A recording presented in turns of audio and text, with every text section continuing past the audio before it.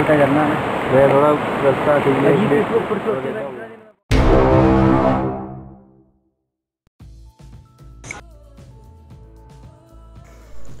Hello friends, welcome to my YouTube channel travel with Bharat Negi. आज मैं आपको दिखाने जा रहा हूँ श्रीखंड महादेव यात्रा के बारे में कि वहाँ कब जाना चाहिए, वहाँ का रूट क्या है और कितने किलोमीटर दूर है, रास्ते में कौन कौन से पड़ाव पड़ते हैं, वहाँ का ट्रैक इजी है या डिफ़िकल्ट। मैं चंडीगढ़ साइड से हूँ, तो मैं चंडीगढ़ से यात्रा स्टार्ट करने के बारे बताऊँगा। बाकी आप लोग दिल्ली से या अपने घर से इस जगह का डिस्टेंस अकॉर्डिंगली कैलकुलेट कर सकते हैं। सबसे पहले तो चंडीगढ़ से शिमला जाना पड़ता है, जो कि हिमाचल में है। फिर शिमला से रामपुर, जो कि हिमाचल के डिस्ट्रिक्ट कुल्लू में है, और शिमला से रामपुर बस में लगभग 4 घंटे लग जाते हैं। फिर रामपुर से निरमंड जाना होता है बस में, और फिर निरमंड से जीप या टेम्पो करके आगे बागी पुल तक जाना पड़ता है। और चंडीगढ़ से अगर श्रीखंड महादेव के डिस्टेंस की बात करें तो लगभग 420 किलोमीटर का डिस्टेंस है, और ऑल्टीट्यूड यानी कि हाइट 17,150 फीट, और जो कि पड़ता है 5,227 मीटर्स। श्रीखंड महादेव की शिला की हाइट लगभग 75 फीट आकी गई है, और श्रीखंड महादेव का ट्रैक काफ़ी डिफ़िकल्ट माना जाता है। अब जहाँ से यात्रा स्टार्ट होती है उस गांव का नाम है जाओ। यात्रा का टोटल ट्रैक जाओ गांव से लगभग 32 किलोमीटर का है। जाओ गांव से 3 किलोमीटर के बाद पड़ाव आता है सिंहगढ़ का, और सिंहगढ़ से 12 किलोमीटर चलने के बाद अगला पड़ाव आता है थाचड़ू।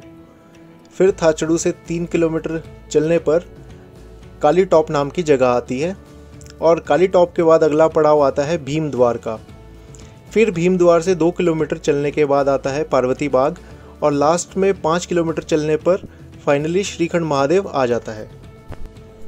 हमारे भारत देश में कुल 5 कैलाश माने जाते हैं, जो कि इस प्रकार हैं। पहला कैलाश मानसरोवर, फिर आता है आदि कैलाश, फिर किन्नर कैलाश, फिर श्रीखंड महादेव, और अंत में मणि महेश। और श्रीखंड महादेव इन्हीं 5 कैलाश पर्वत की श्रृंखला में से एक माना जाता है।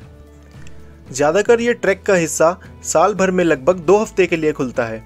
सावन मास के आसपास लगभग जून या जुलाई में, जब गर्मी अपनी चरम पर होती है।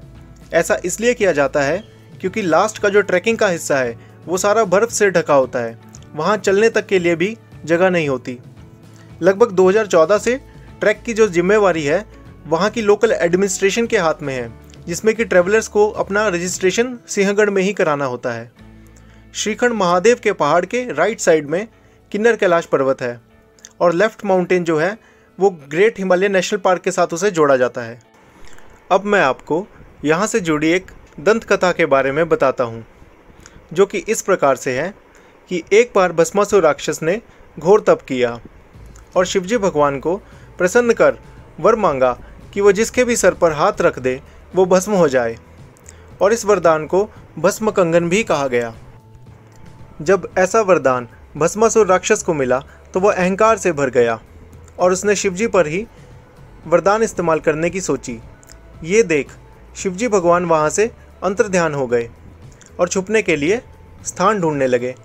इसी बीच भगवान विष्णु को भी भस्मासुर के वरदान के बारे में पता चला, तो उन्होंने मोहिनी अवतार को धारण किया और भस्मासुर के सामने प्रकट होकर बोले कि क्या तुम मेरे साथ नृत्य करोगे। उस मोहिनी रूप को देख भस्मासुर मोहित हो गया और साथ साथ नृत्य करने लगा। जो जो नृत्य की कलाएं मोहिनी अवतार करती वही नृत्य कलाएं भस्मासुर भी करने लगा, और नृत्य करते करते मोहिनी अवतार ने अपना हाथ सिर पर रख दिया। उन्हें देख भस्मासुर का हाथ भी अपने सर पर रखा गया और वो भस्म हो गया। ऐसा माना जाता है कि जहाँ से ये सब लीला शिवजी भगवान देख रहे थे वो स्थान था श्रीखंड महादेव।